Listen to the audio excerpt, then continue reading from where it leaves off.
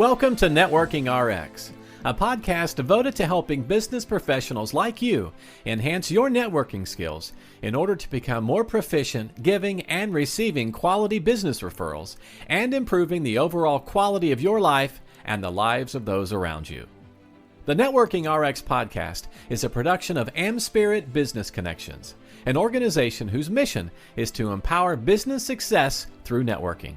Welcome back. I'm Frank Agin, founder and president of AmSpirit Business Connections, and your host of Networking RX, a podcast on professional relationships and business networking.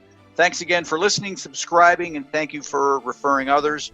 And we certainly appreciate the comments and questions. And the comments and questions are great because it always is an indicator to me of other things I need to be talking about, things I need to be touching on, things I need to be reaching out and finding resources on. Today, we're going to talk a little different. We're going to take a little different tact here today. Today is a guest day. I have a guest on. As many of you know, many times I'm just talking, and other times I have guests on and we have conversations. And today's a guest day where we have conversations. But anyhow, as a lead into that, one of the biggest impacts on our relationships are our attitudes towards ourselves and others. But that attitude really kind of drives the relationships we have. And let me just kind of paint a quick picture here, or just I guess almost a rhetorical question. Who would you rather hang around with? Somebody who is sort of upbeat or somebody who's downtrodden? And, again, hopefully it's rhetorical. Hopefully people are saying, I'd rather be around somebody upbeat than somebody downtrodden. And it just, we tend to take on the attitudes of the people that are around us, and so we want people who are upbeat. We want people who lift us up.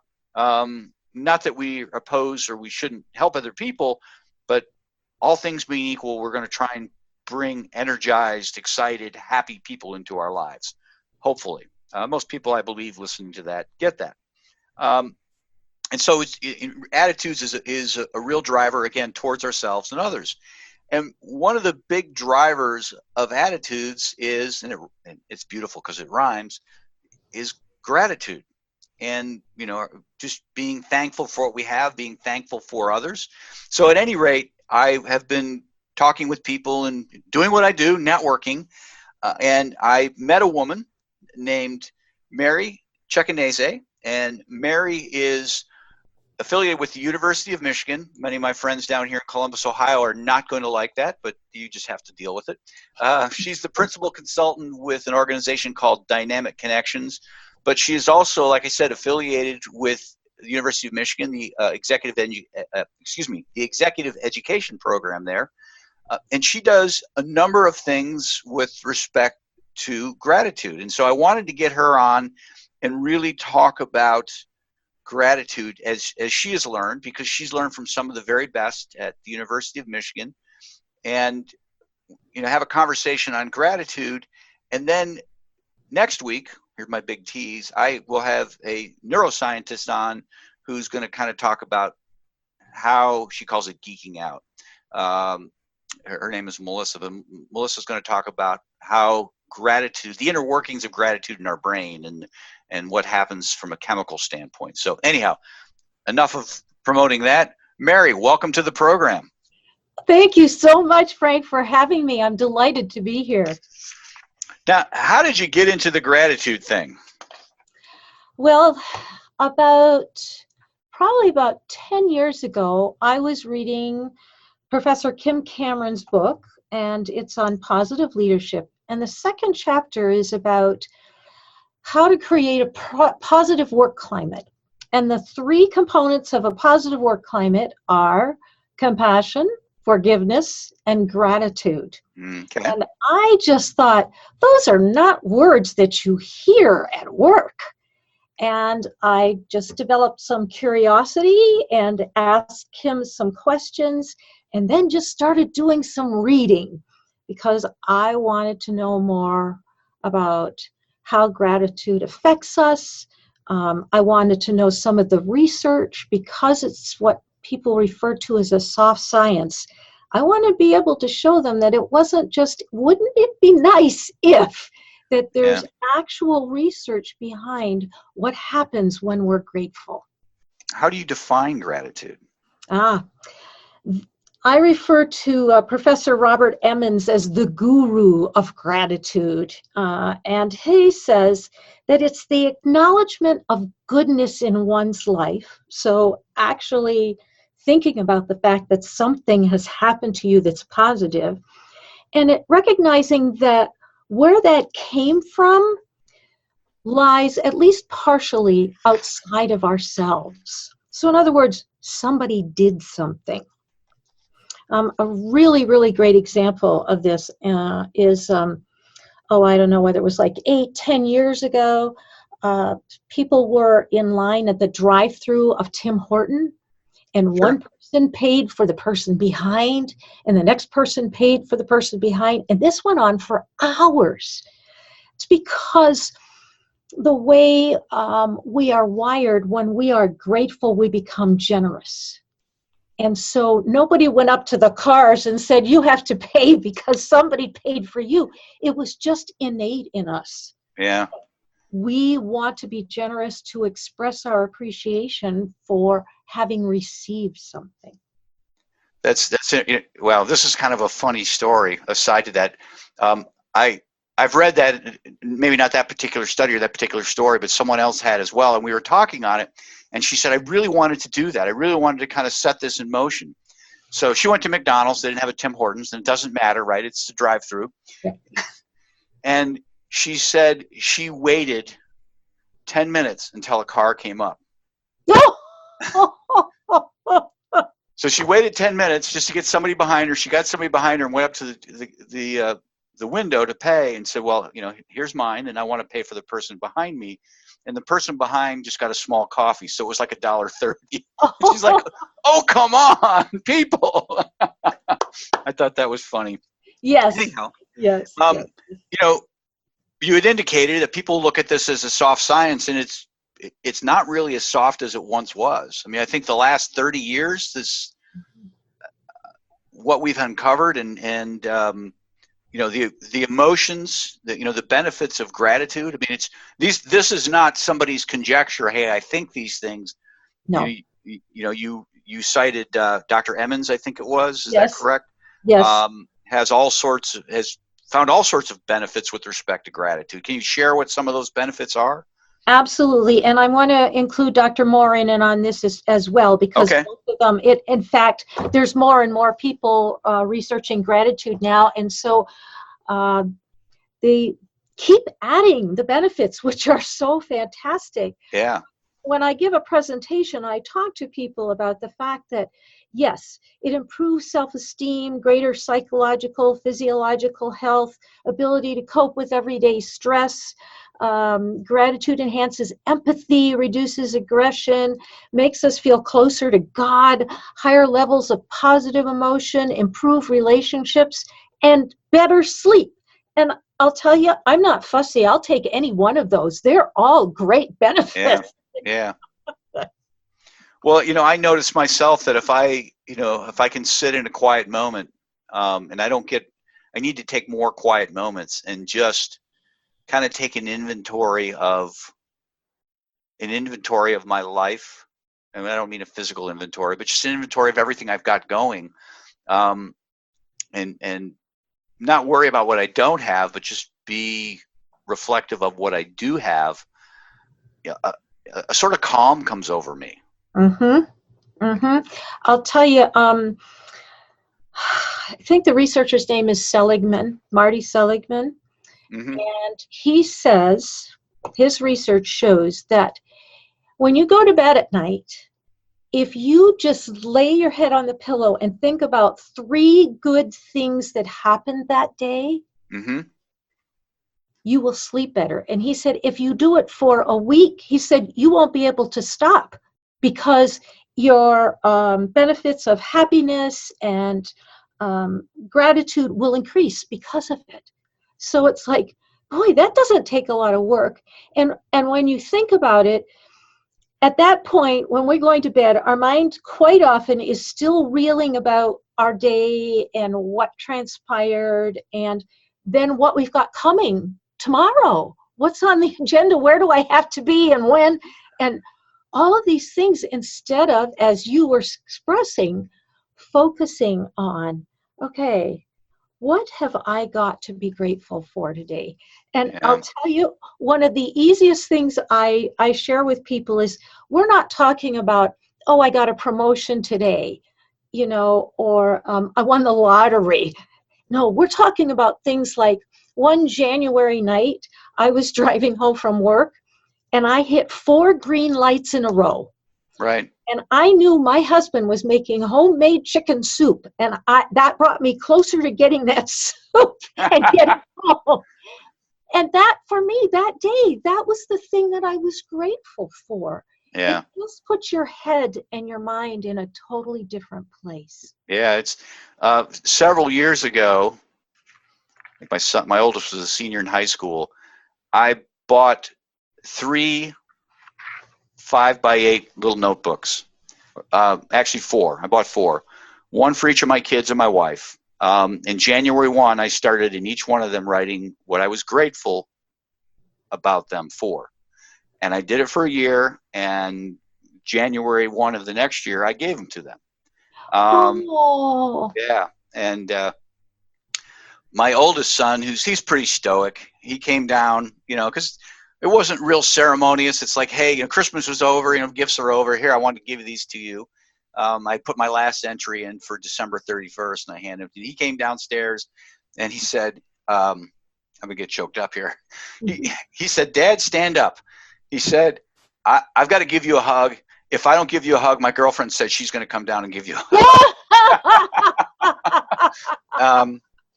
But yeah, it was certainly great for them, and I see where my wife has it, and my kids all have it, and hopefully it's a kind of a forever keepsake, or until I really tick them off. And but writing it, every day, and it's not always easy every day, right?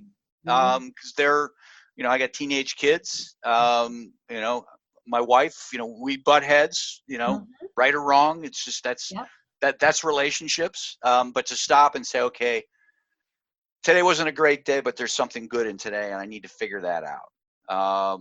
And, just kind of going through that exercise, it was good. It was good for me. Hopefully it was good for them. I don't know if they've read it. They don't need to, but it's there. Gratitude is a choice. Yeah. So every day you chose to think about something you were grateful for. And there is a lot of research on writing about gratitude, and it benefits you even if they don't say anything. The fact that you took the time to write it, it's embedded in you, all right?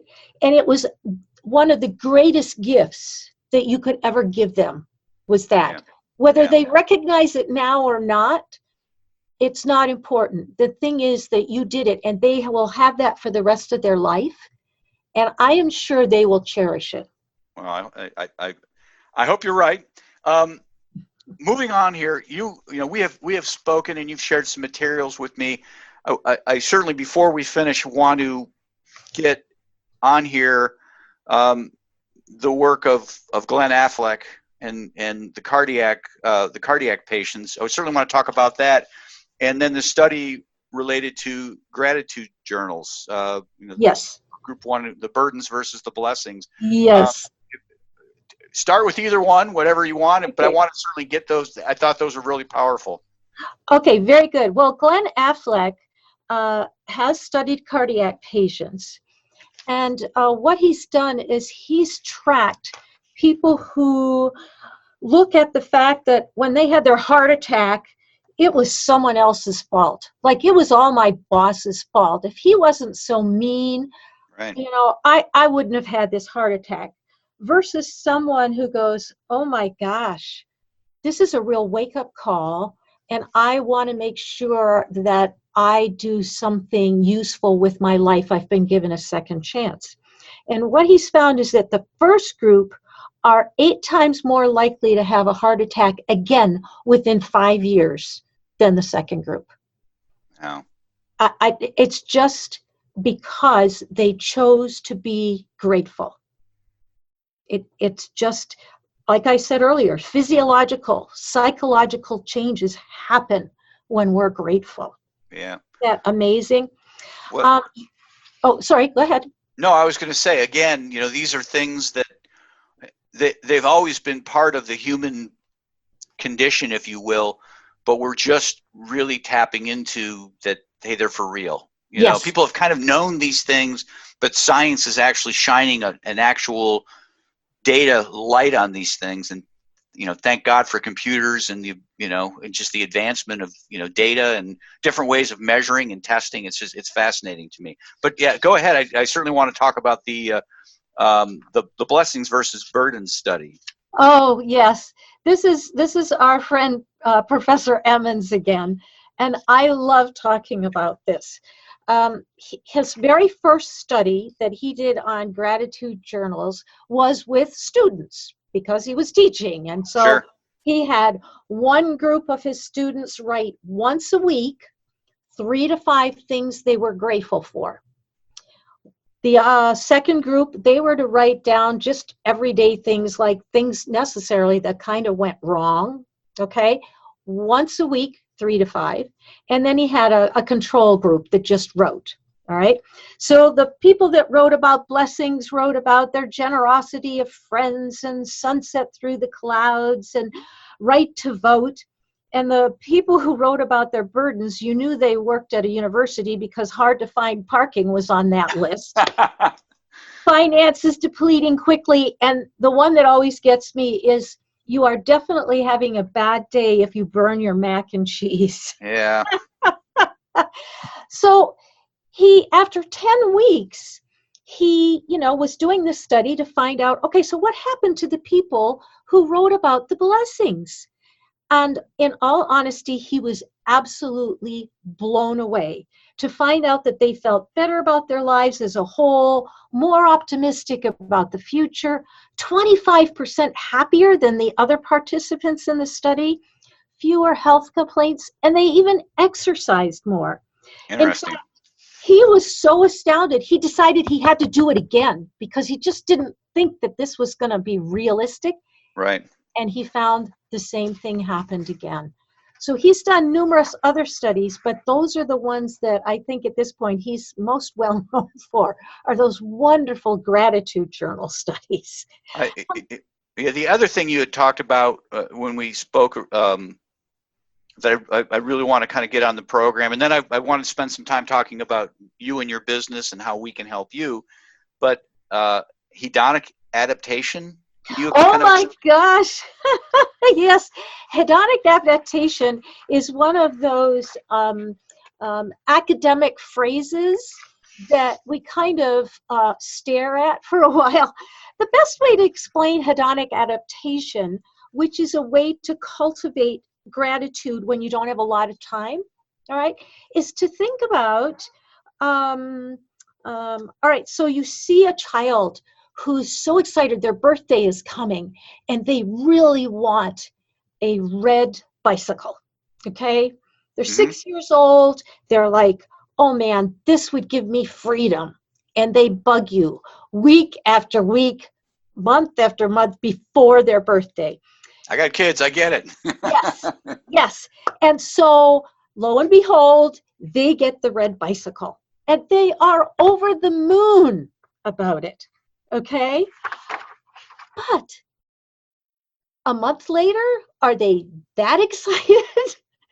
No, they're grateful for it, but they don't stay in that state. Okay, so that's sort of what hedonic adaptation is that we come back to a certain state after a while. All right. And this goes along with the give it up practice. That's part of savoring what you have. And I always tell people that I will never be part of the research study by Kodbak and Dunn because they recommend that you abstain from chocolate for a while and come back and try it again later and you'll enjoy it again more. And I'm like, no way. Chocolate is the 5th food group, so it's not going to happen. Well, it's interesting because I love pizza. You're Italian. Yes. Yes. I love pizza, and I say there's no such thing as bad pizza. There's good pizza and great pizza, but all pizza is at least good. Yes. But I wonder, could I eat it every day? And the chance, probably not. There would be a marginal utility of joy. But if I don't have it for a while, there's a real craving for it. Yes. I've got to have pizza. And you take that first bite and you're just like, yeah. So we're running short here. Let's switch gears. Tell us a little bit about dynamic connections and how people, one, can help you, what you're looking for, clients, connections with respect to that, and then how we get a hold of you. Fantastic. Thank you for asking. Well, I've been giving presentations for about 12 years now. And most of the time it's been around the University of Michigan. But about 2 years ago, I was encouraged that I should just start my own business. And when you have a faculty member and others encouraging you to do that, you kind of think like, you know what, maybe I should. Right. And I have to tell you, that was the smartest decision I made. I'm having a ball, and I am able to go around not only the university, but outside the university now. As you mentioned, I'm at the University of Michigan, so I'm in the Ann Arbor area, Southeast Michigan. But I'm also getting opportunities to go outside the university now, and I'm very grateful for that. I give all research-based presentations on various topics, everything from how to create your reflected best self, which is an exercise created here by the faculty at the business school, to job crafting. How do you take your job and turn it into the one that you dream of, right? To building connections between people. There's a ton of research by Professor Jane Dutton on what she calls high-quality connections. These are interactions we have. They're not relationships. So you pass someone in a hall, and if you smile at them, whether they smile back or not, that uplifts you. All right, so there's tons of research on that. So I have, like I said, the opportunity to do this and to spread the good word. Right. And the best way to get a hold of me is probably through email. And of course, with the name Ceccanese, it's not always easy for people, but it's just mary.ceccanese,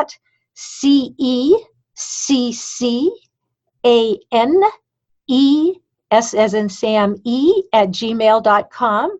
Or you can go to dynamicconnectionsllc.com and you can find me there. Well, I will put I'll put your email in the show notes. So fantastic! Yeah, Thank so you. people, I find that most people are driving or doing something on a treadmill when they're listening to a podcast, and so to the extent I can simplify it, I will. Well, thank you. Yeah, no, I appreciate your time. Thank you. I appreciate you being on and sharing about gratitude. Listeners, we've had Mary Ceccanese on, and she's with the University of Michigan talking on gratitude. And I'm very, very grateful you took the time. Thank you so much for asking me. I think you can tell this is something I'm very passionate about. Absolutely. Absolutely. And I will connect you with my guest for next week, Dr. Melissa Hughes, and you can make a connection down in Florida. She can have you down. Fantastic. All right. Have a great day. Thanks, Frank. Thanks for joining us on the Networking RX podcast. Please put what you've learned into action today and let us know if you have questions, comments, or ideas for future topics.